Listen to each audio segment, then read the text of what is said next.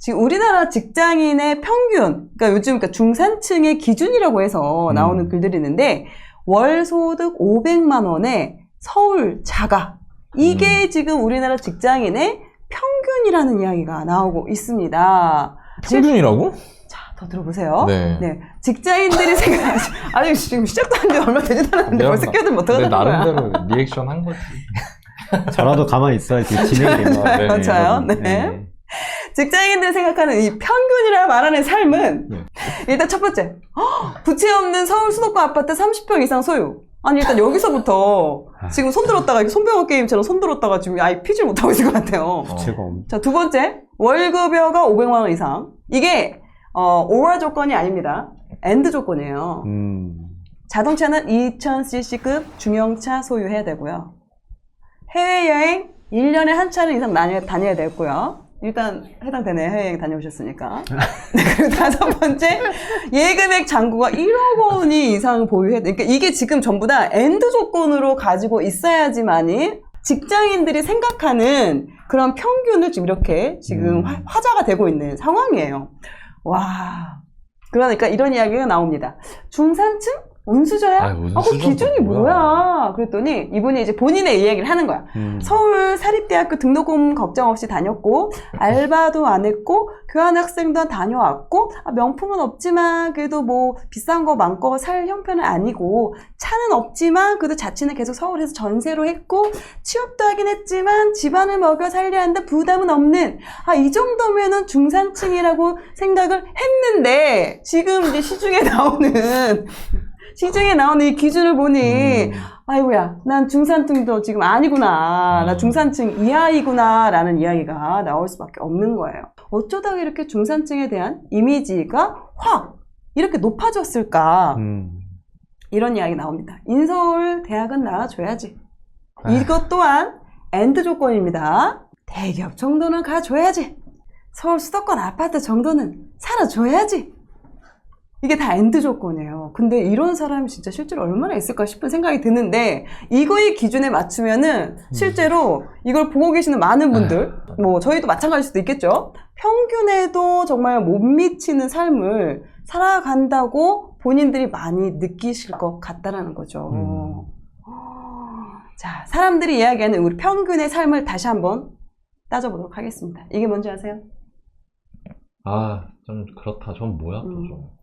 난 본능적으로 저런 걸 안 좋아해서 미안합니다. 아니 판을 하라는 게 아니라 죄송합니다. 질문을 했잖아요. 저 뭐냐고요? 네, 저게 뭔가요? 네, 다시 이성 붙잡고 생각해보면 저거는 Will you marry me라고 써있는 거 보니까 뭔가 청혼하는 그런 걸 말하는 것 같아요. 맞습니다. 근데 아주 비싼 곳에 저 뷰 나오는 거 보니까 비싼 곳에서 장소를 빌려가지고 저렇게 예쁘게 꾸며서 비용을 들여서 그리고 저 샤넬 그렇지. 맞지? 샤넬. 또 저걸 또 너무 다 보이게 하면 없어 보이니까 살짝 가려주는 가리지만 거야? 일부러 저런 거예요? 살짝 가리지만 누구나 봐도 샤넬인 것처럼. 우리 모두 알았으니까. 요즘 젊은 층이 이제 이 정도는 이제 프로포즈 할 때는 요 정도는 좀 있어야 된다. 요게 요즘 프로포즈 인스타 대세라고 합니다.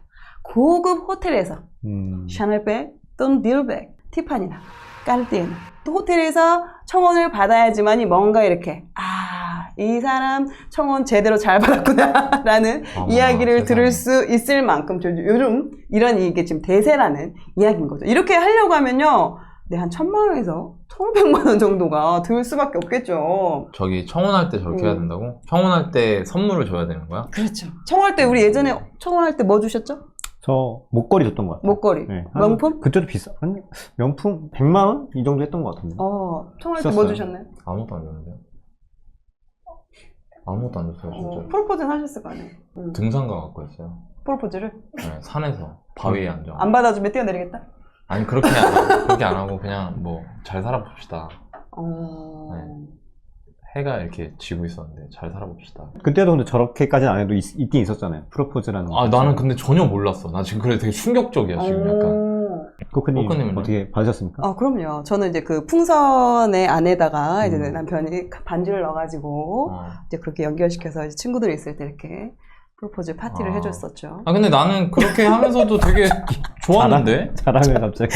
갑자기 자랑하지 말자고 하는 것 같은데. 그렇네. 제가 그때 정신 없을 때, 생각이 없을 때, 어떤 분이 익명으로 실제 이제 받은 거를 이제 올리신 거예요. 1,000만 원짜리 뭐 그 정도는 아니고 그래도 코코핸들 미니로 받았고, 난 티파니 반지까지 받을 줄 알았는데 깜짝 놀라는 거야. 그러니까 준비를 안 한 거야. 반지까지는. 주변 친구들한테 반지는 못 받았어 라고 했더니 다 욕을 하더라.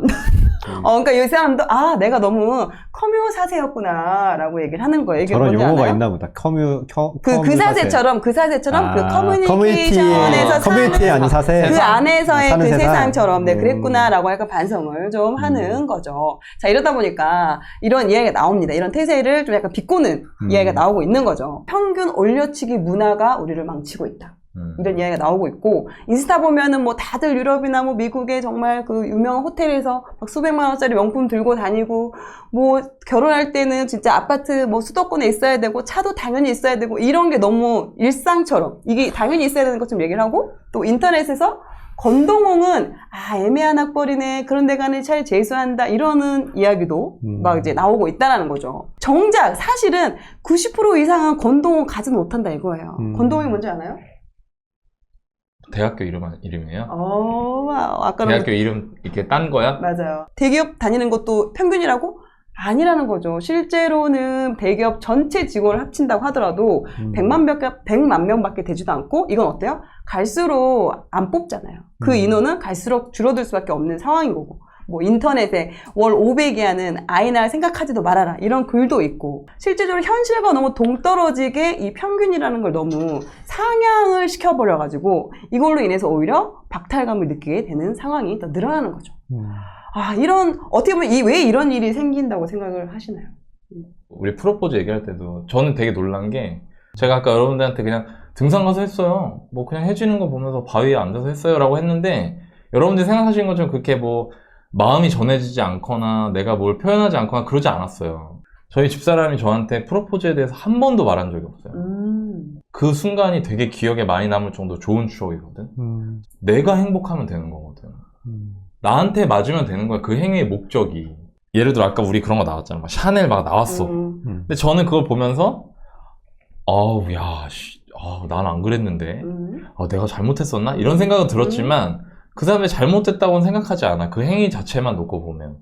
근데 중요한 건 뭐냐면, 자기가 자기 입으로, 본인 입으로 나는 이렇게 앞으로도 계속 살아가고 싶고 돈도 많이 벌고 싶고 부자가 되고 싶어요 라고 하면서 그런 행동을 하는 거가 싫은 거야. 내가 예를 들어서 누구한테 그렇게 돈 쓰시면 안 돼요 라고 했을 때, 죄송해요, 노터치, 저는 이렇게 살다 죽을 거예요. 그냥 노후 준비가 안 되고 뭐 나중에 뭐 빚이 생겨서 파산을 하고, 그것도 저는 그럴 수도 있다고 생각하고 있어요. 그러니까 제가 이렇게 하는 거에 대해서 다른 말 하지 마세요 라고 하면 오케이. 왜? 자기가 하는 행동에 대한 대가를 치를 준비가 되어 있잖아. 근데 내가 제일 마음이 답답한 게 뭐냐면, 이런 걸 볼 때마다 전혀 그렇지 않다는 거야, 사람들. 자기는 잘 될 것 같은 거야. 자기가 하는 행동이 자기가 원하는 거, 자기가 말하는 거대로 하지 않는데 그 행동을 계속 하면서도 그렇게 될 거라고 믿는 게 안타까워. 치킨 먹으면서 살 빠질 거라고 얘기하는 거랑 똑같이 보이는 거야, 나는. 그리고 심지어 더 안타까운 건, 이런 모습들을 보면서 안 그랬던 사람들도 헷갈려 하는 것 같아서. 정말 저렇게 정말 평범한 사람들의 그 평균적인 삶이 정말 과연 그럴까? 실체를 우리가 한번 보자는 거예요. 우리는 지금 여지껏 뭐 SNS나 이런 미디어를 통해서 소비가 되게 과해지고 있고 올라가고 있는 그런 걸 봤지만, 정말 미디어의 그런 왜곡이 없는 평균의 삶을 우리가 진짜 한번 보자라는 거죠. 10억 정도는 있어야지. 그리고 뭐 부자의 기준 10억 있으면 부자 아닌가요? 라고 하면은 댓글에 어떤 댓글이 달리는 줄 아나요? 무슨 10억이 부자야. 10억 부자지. 그래도 한 100억은 있어야지. 이게 갈수록 이것도 늘어나더라고요. 이것도 그래. 인플레를 적용을 시켜가지고, 예전에는 10억도 왠지 부자 같았는데, 그러다가 30억, 50억, 100억, 이렇게 이제 막 계속 올라가는 거예요, 기준이. 근데 실상 우리 주변에 그래서 별로 없는데, 우리나라 전체 인구의, 전체 가구의 10%밖에 안 돼요. 순자산 10억이면 우리나라에서 상위 10% 안에 드는 거예요. 30억이면 1%예요, 1%. 그러니까 10억이 있는 게 이게 평균이 아니라는 거죠. 안 맞는 거지. 아까 월 500만 원 이상은 돼야지 평균이라고 했습니다. 우리가 이제 중위소득을 볼 거예요. 이 중위소득이라는 건 뭐냐면 10명이 있어. 그럼 10명을 그 소득 순서대로 줄을 쫙 세우는 거죠. 그러면은 앞에서부터 1, 2, 3, 4, 5, 6, 10명이 사면 거기에 딱 가운데 있는 사람. 다섯 번째 사람의 그 소득을 중위소득이라고 이야기를 하고요. 30대에서 뭐 40대 후반까지라고 봤을 때는 300만 원에서 300만 뭐 중반 넘어가진 않죠. 350. 실제적으로 우리 평균은 300만 원대가 맞는 거예요. 그것도 연령에 따라서는 더 적을 수도 맞아. 있고 더 많을 수도 있는 거죠. 그 주택에 대해서는 수도권 아파트 한 채. 이게 기준이었단 말이에요. 그게 평균이었는데, 이거를 또 이제 연령대별로 정말 그 연령대 중에서 자가를 가지고 있는, 주택을 소유하고 있는 사람을 실제로 조사를 해봤더니, 자, 일단 30대를 보자면, 일반 가구에서 주택을 소유하고 있는 가구는 전체에서 한 40% 정도 된다라는 거고요. 이거는 아파트만 기준으로 둔 게 아니에요. 이 중에서 예를 들어서 30대에 40% 정도만 주택을 가지고 있어요. 아파트 아니에요. 또 아파트를 가지고 있는 사람은 얼마나 되냐라고 봤더니 절반 정도만이 아파트를 가지고 있다는 거죠. 그리고 또 이 또한 그렇죠. 이 아파트가 수도권에 있는 건지 지방에 있는 건지 그런 거 기준 없이 그냥 통으로 봤을 때 한다는 거예요. 그럼 여기서 또 수도권이다라고 가면은 더 낫지 않을까? 비율은 확 또 떨어질 수밖에 없는 상황인 거죠. 어떻게 보면 우리가 생각하는, 우리가 지금 보여지는 그 미디어의 모습? 그런 걸로 너무 평균의 그 수치를 너무 높게 생각하고 있는 게 이거 잘못됐다라는 거죠. 자, 이렇게 눈에 자주 보이는 것들이 오히려 평균이 돼버리는 세상이 됐어요. 불나보면 너무 신기해. 어떻게 몇 억씩 했어? 말도 안 돼. 몇 년간 1억 정도 모아서 어떻게 결혼해? 배우자가 똑같이 1억을 가져오더라도 2억 가지고 도대체 집을 어떻게 사? 이런 생각을 하죠. 집값이 비싸서 결혼을 못하고 애를 못 낳는 게 아니야. 자, 예전에는 또 빈국은 쪽방에서도 애 몇 명씩 낳고 잘만 살았어. 근데 우리가 자꾸 이렇게 상향 평준화가 돼가고 뭔가 그 기준점이 높아진 거는 이 SNS 때문이라는 거죠. 문제는 뭐냐면 이런 걸 보면서 아, 나는 평균 이하네. 자존감이 떨어지고 좌절감을 느끼면서 어떻게 보면 더 자신을 불행의 늪으로 끌고 들어가는 상황이 되는 거고 또 이게 어떻게 보면 그런 것 같아요. 다 포기하는 거야. 아, 내가 무슨 월급 200 받는 까따리가 무슨 결혼을 해. 무슨 연애를 해. 무슨 뭐 애를 낳아, 우리가. 이러면서 뭔가 현실 부정을 하고 더 안 좋은 방향으로 행동을 옮겨가려고 하는 그런 부분들이 너무 안타까운 부분이고, 실제는 그게 아닌데, 그 허상을 보고. 나 그게 제일 안타까워. 허상을 보고 본인의 그 삶에 있어서 오히려 안 좋은 에너지로 활용을 한다는 게 안타까운 부분이라서 저희가 이 주제를 한번 가져와 봤고요. SNS는요, 최고로 좋은, 진짜 인생 하이라이트를 모아서 만든 정말 그냥 하나의 진짜 모음집일 뿐입니다. 그게 다가 아니에요. 절대 그거는 실체가 아니고 평균이 아닙니다. 자, 우리가 중요한 거는 우리가 원하는 삶을 그걸 우리가 현실로 만들기 위해서 지금 우리가 무엇을 하고 어떻게 노력을 할 것이냐. 이게 중요한 거고 앞으로의 내 시간을 어떤 걸로 채워나갈 것이냐. 이게 더 중요한 부분이 있고 그 시간을 저희가 함께 해나가도록 하겠습니다. 그러니까 절대 그런 SNS나 이런 걸 보시고 좌절하지 마십시오. 뭐 월급 500 이상 벌어서 애 낳나요? 그렇지 않죠. 그렇지 않았잖아요. 그렇지 않았죠. 뭐 결혼할 때 뭐 월급이 뭐 적어서 결혼을 그렇지 않았어. 네, 뭐 전혀 그런... 뭐 집을 사고 이런 집 없으니까 뭐 내 인생 끝났어 이랬었나요? 전혀. 샤넬백 안 사줘서 서운하단 말도 들어보지 않았어. 저도 샤넬백도 없습니다. 없어요. 저희 또한 정말 그냥 평균적인 그런 눈에 보여지는 상향 평준화된 게 아니라 정말 자료에 나오는 그 통계에 나오는 그 평균에서 시작을 했고 그리고 그 이후에 새로운 그런 시간들을 잘 채워나가서 지금은 오히려 더 좋은 시절을 겪고 있는 거니까 그런 말씀을 좀 같이 해드리고 싶어서 오늘 이 시간을 마련을 한 것 같습니다. 최고위님 어떠셨어요? 이거 보시고. 이게 그 SNS를 보다 보면 내가 뭐 하나를 이렇게 딱 클릭하면은 그거에 연관된 게 이렇게 쫙 뜨잖아요. 맞아요. 그 유튜브처럼. 네, 맞아요. 그 유튜브건 뭐 인스타건 맞아요, 뭐 그렇게 맞아요. 되는데 이제 맞습니다. 그러다 보니까 우리가 너무 편향적인 생각을 하게 되는 것 같아요. 그래서 내가 어떤 거에 SNS에 손이 가는지 그걸 한 번쯤 다시 한번 살펴보셨으면은 이런 거에 대해서 좀 뭐랄까 함정이라고 해야 될까 이걸 한 번쯤 이렇게 딱 나오실 수 있을 것 같다는 생각이 좀 들었고 여러분들 좀 힘내셨으면 네, 좋겠다는 말씀을 드리고 싶어요. 그러면 이것도 도움이 될 수 있겠네요. 그 팁에 샤넬 이런 거에 클릭하지 말고 삼각김밥 뭐 컵밥 뭐 이런 거를 이런 걸 이제 검색을 그쵸. 해가지고 그런 걸 몇 번 클릭만 하면 굳이 몇 번 클릭하면 이제 그런 그쵸. 내용들이 피드만 이렇게 쫙 나올 거 아닙니까? 워싱, 이거 전문용어로 워싱한다고 하죠. 네, 그럴 수 있죠. 네. 아니, 나는 이게 보니까 약간 이런 것 같아. 아까 우리 화면에서 그랬잖아. 한 하이라이트. 사람 인생의 하이라이트. 근데 저는 이것도 아닌 것 같고요. 사실은 보여주기 위해 부담스러웠던 순간 모음집이라고 생각해요. 어떤 의미예요? 남한테 보여주기 위해서 내가 부담스러웠지만 했던 그 순간들을 모아. 나도 너무 힘들었을 거 아니에요. 1000만원, 1500만원 프로포즈 하려면. 그러니까 이러지 않았을까? 1000만원, 1500만원 프로포즈 하려고 고민했을 거 아니야. 막 이거 여기다 돈 이렇게 쓰는 게 맞나? 막 휴가 가갖고 막 뭐 좋은 호텔 막 이런 거 해가지고 막 여기 1박에 막 50만원씩 하는데 여기서 이렇게 하는 게 맞나? 막 집에 오면서도 막 이거 너무 돈 많이 쓴 거 아닌가? 이런 생각 하면서 했을 거 아니야. 근데 인스타엔 그런 게 안 들어있잖아. 그러니까 제가 좀 그 얘기를 꼭 해주고 싶은데 제가 이거 하면서 내가 진심이 돼버렸어 지금 방송하면서 엄청 진심이 됐는데 일단 생각을 해봤다. 그러니까, 아니 왜 인스타 그거 보면서 이렇게 속상해하지? 막 이랬어서 처음에는. 근데 내가 가만히 생각을 해봤어. 가만히 생각을 해봤는데 너무 속상할 것 같은 거야. 그냥 모르는 사람 인스타를 볼 때는 그래도 그나마 그렇지.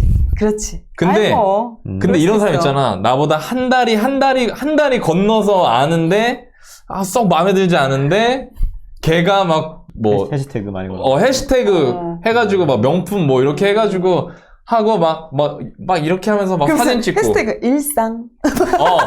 막 그렇게 해서 하면은 그러면은 그럴 것 같은 거야. 처음엔 그럴 것 같은 거야. 웃기고 있네 진짜. 막 이러는데 걔가 막 그런 거 계속 올려. 계속 올라와. 그러면 너무 속상할 것 같은 거야. 사람이잖아 다. 비교하게 되죠. 이해가 돼. 속상할 것 같아.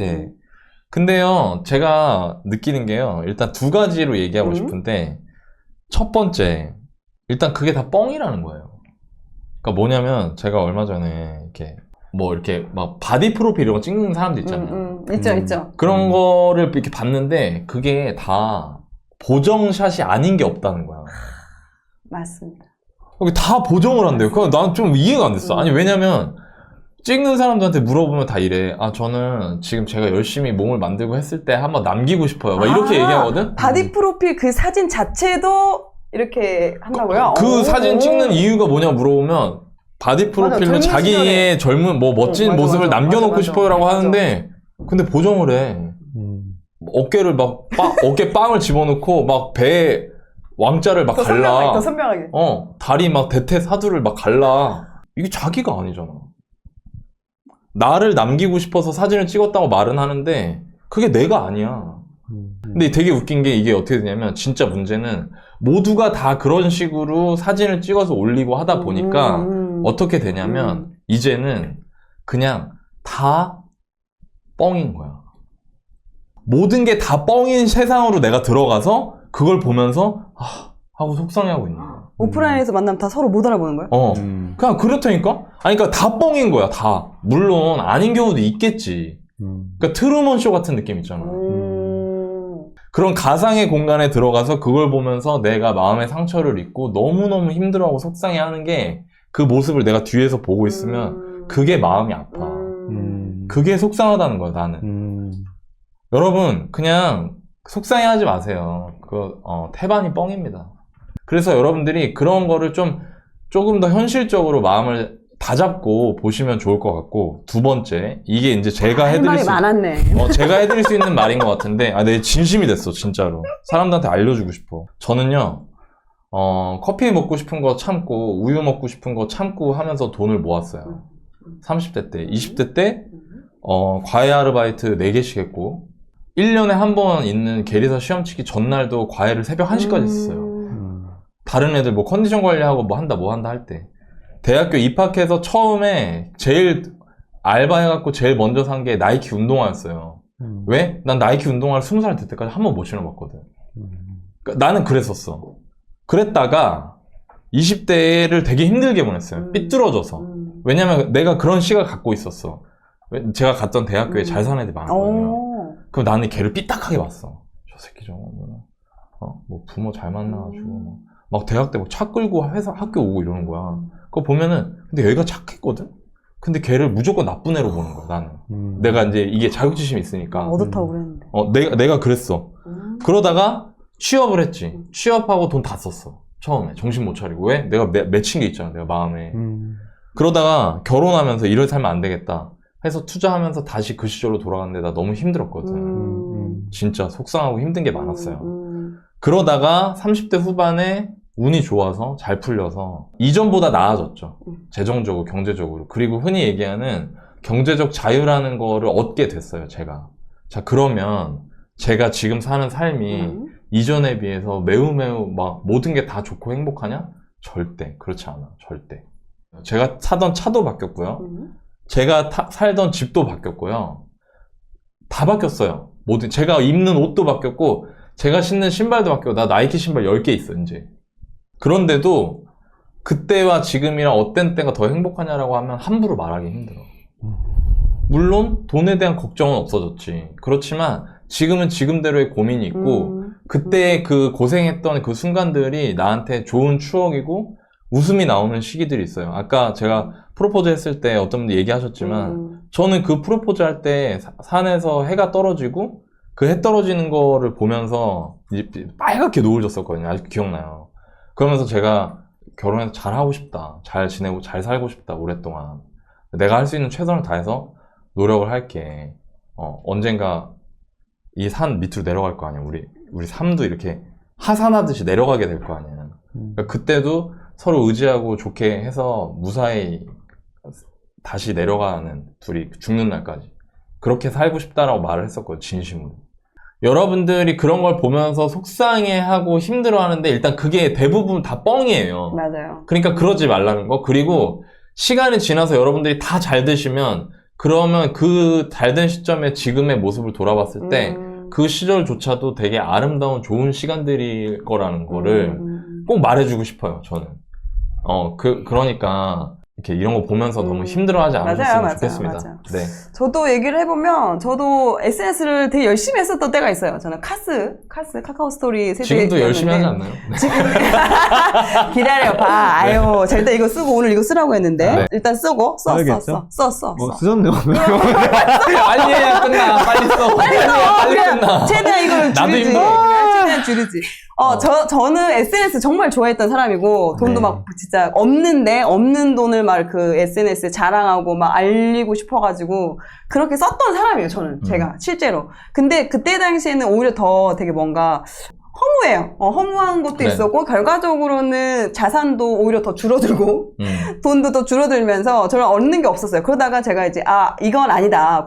내가 좀 이렇게, 지금부터 더 나은 삶을 살아야겠다는 생각을 하면서 제가 SNS를 다 끊었죠. 오히려 그 남한테 신경 썼던, 남한테 썼던 그 시선과 에너지와 시간을 나한테 집중을 하기 시작했어요. 그렇지. 내가 지금 필요한 게 뭐고, 내가 앞으로 좀 나아지려면 뭘 해야 될까? 그러면서 오히려 책도 읽고, 그러면서 그런 시간들을 날 위해서 쓰기 시작했던 것 같아요. 그리고 진짜 그 공부 열심히 할 때는 인스타 아예 안 했고요. 제가 인스타 시작한 거는 지금은 인스타를 하고 있는데, 기차 탄 거 올리고. 열심히 사는 걸 올리잖아. 네, 기차 탄 거 올리고, 이렇게 촬영 있으면 촬영하는 거 올리고. 맞아. 네, 그렇게 활용을 하고 있습니다. 네. 오히려 SNS나 다른 사람 거에 신경 쓰지 마시고, 시간 쓰지 마시고, 본인 스스로한테 그 시간을 집중해서 쓰시면은 아마 내년은 또 다른 내가 돼 있을 겁니다. 오, 마무리 좋아. 좋아요. 네. 여러분 하여튼 너무 속상해하지 맙시다. 그거 보면서 힘내서 삽시다. 네, 괜히 그런 거에 시간 낭비하지 맙시다. 제가 좀 알려드릴게요. 왜 이렇게 이걸 쓰고 이렇게 우울하게 있으면 이걸 쓴 의미가 우울한 게 없잖아. 아니야. 저게 평범한 상태고 진짜 행복할 때 이 정도 없더라고.